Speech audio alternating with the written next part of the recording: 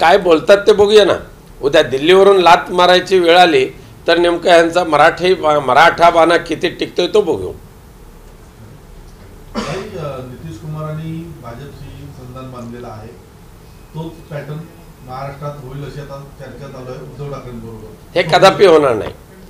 माननीय पक्षप्रमुख उद्धवजी ठाकरे यांनी एकदा जी भूमिका घेतली ही भूमिका म्हणजे त्यांची भीष्म प्रतिज्ञाच असते. नितीश कुमारांसारखी नौटंकी उद्धवजी ह्या महाराष्ट्रामध्ये कदापि करणार नाहीत. जो राजकीय दुश्मन तो दुश्मनच. पण नितीश कुमारांनी काल परवापर्यंत इंडिया आघाडीच्या आम्ही प्रमुख मान्यवरांमध्ये त्यांची विचारणा केली जात होती, परंतु कदाचित त्यांना पंतप्रधानांची स्वप्न पडली आणि त्यावेळेला आघाडीचं समन्वयक म्हणून त्यांना नियुक्त केलं गेलं नाही. आणि म्हणून केवळ आणि केवळ स्वतःच्या स्वार्थासाठी, स्वतःच्या कुटुंबियांच्या स्वार्थासाठी नितीश कुमारांनी इंडिया आघाडीशी द्रोह केला आणि त्यांनी ते भाजपवासी झालेले आहेत. या अनुषंगाने की हाच पॅटर्न महाराष्ट्रात राबवण्यासाठी सध्या काही जण सक्रिय असलेले पाहायला मिळते. काय सांगू शकतो? म्हटलं तसं की उद्धव ठाकरे सगळ्या मुद्द्यावरती ठाम आहे. हे सक्रिय जे असतात त्यांचे माकडचाळे स्वतःच्या स्वार्थासाठी चालतात. आता परवाच्या दिवशी सुद्धा मनोज जरांगेंना पेढा भरवल्यानंतर या एकनाथ शिंदेनी दुसऱ्या एका नौटंकी करणाऱ्या त्यांच्या एका कार्यकर्त्याला पेढा भरवला. म्हणजे केवळ आणि केवळ मनोज जरांगेंची फसवणूक करणाऱ्यांना पेढा भरवणारे सरकार आज भारतीय जनता पक्ष असेल किंवा इतर कोणी असेल त्यांचा स्वप्नभंग नव्हे, त्यांच्या आयुष्यात शक्य होणार नाही या महाराष्ट्रामधले शिवसेना पक्षप्रमुखांची भूमिका बदलायला. अशा प्रकारे काही प्रयत्न सुरू आहेत का? ते नौटंकी करणाऱ्यांच्या मनामध्ये प्रयत्न सुरू असतील, शिवसेनेकडे काही नाही. चला, धन्यवाद. नाही, मराठा समाजाच्या आरक्षणाचा प्रश्न केवळ मराठवाड्यापुरता नाही आहे.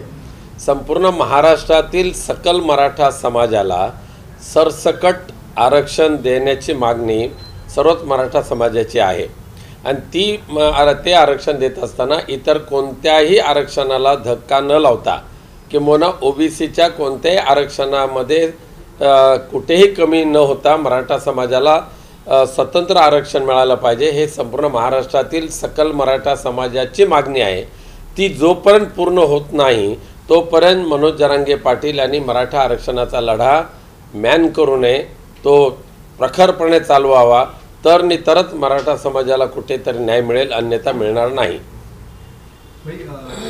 कालच्या भुजबळांच्या बैठकीमध्ये या ठिकाणी जो अध्यादेश काढलेला आहे तो रद्द करावा आणि त्याचप्रमाणे शिंदे समिती सुद्धा बरखास्त करावी अशी मागणी त्या ठिकाणी झालेली आहे. त्यासाठी राज्यभर दौरा आणि 3 फेब्रुवारीला या संदर्भातलं अधिवेशन असा एकंदरीत कार्यक्रम आखला जातोय ओबीसी कडून. खरं म्हणजे ओबीसी आणि मराठा ह्या 2 समाजामध्ये जाणून बुजून दुरावा निर्माण करण्याचा प्रयत्न हे सध्याचे राज्यकर्ते करतायत.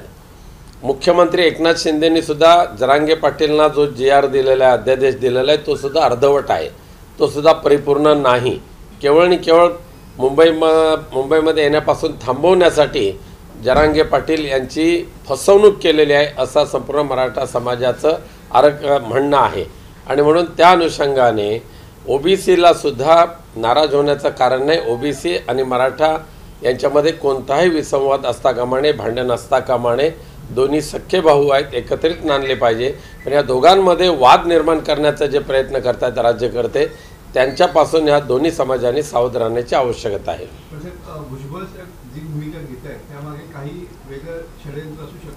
नक्कीच षडयंत्र असणार, कारण भुजबळ सुद्धा येत्या काही दिवसामध्ये अजित पवार गटातून दूर होणार आणि कदाचित स्वतःचा पक्षसुद्धा स्थापन करतील.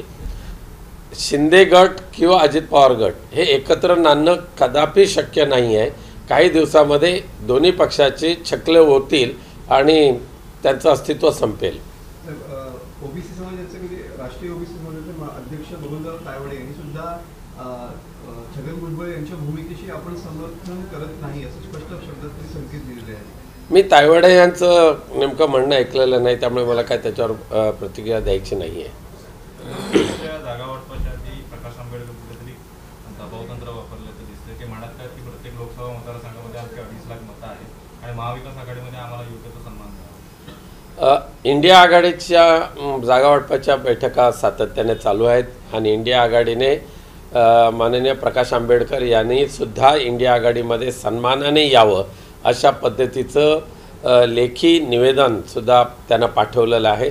30 तारखेला पुढची बैठक आहे उद्याच आणि नक्कीच आम्हाला प्रकाश आंबेडकर यांचं इंडिया आघाडीमध्ये सहभागी होणं हे संपूर्ण महाराष्ट्राला ते आवडेल आणि त्या अनुषंगाने आंबेडकर साहेबांनी इंडिया आघाडीमध्ये येऊन आपलं म्हणणं मांडावं अशी आमची सर्वांची त्यांना विनंती आहे. पक्षांतर्गत जो कायदा आहे हा अधिक भक्कम करण्यासाठी या ठिकाणी समिती नेमलेली आहे. त्या समितीच्या अध्यक्षपदी लोकसभा अध्यक्षांनी राहुल नार्वेकर यांची नियुक्ती केलेली पाहायला मिळते. हो, ते आपल्या मराठीमध्ये म्हण आहे ना, माकडाच्या हातात कोलीत देणं, तसंच झालेलं आहे. आम्हा ज्यांनी शिवसेना निर्माण केली त्याच ठाकरे कुटुंबियांना आता नार्वेकर सांगायला लागले की शिवसेना तुमची नाही. अरे अख्खं जग जाणतंय, इतिहासकार जाणतायत, अभ्यासकार जाणतायत आणि तिथे महाविद्वान नार्वेकर म्हणतात की शिंदे यांची शिवसेना. अशा या बेअक्कली लोकांकडे जर ह्या संविधानाचं रक्षण करण्याची जबाबदारी देत असतील तर ते ह्या परमपूज्य बाबासाहेब आंबेडकरांचं ते दुर्दैव आहे.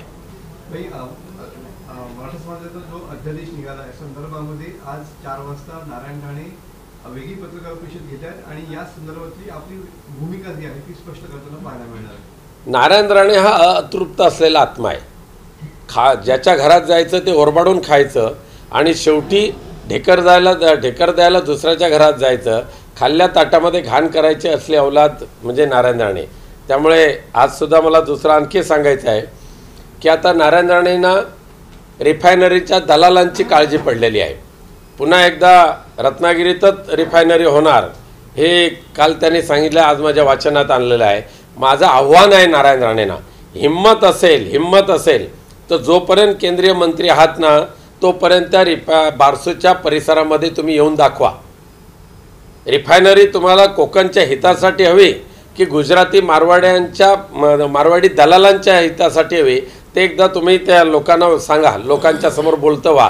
केवळ आणि केवळ पत्रकार परिषदेतून रिफायनरी मी करणारच अशा पोकळ बेडूक घोषणा करण्याचे आता दिवस संपलेले आहेत. आता काय राहिलेले दिवस आहेत ते आनंदाने उपभोगा. त्यानंतर राजकीय संन्यास नारायण राणेंनी घेतलेला बरा पडेल. एबीपी माझा, उघडा डोळे बघा नीट.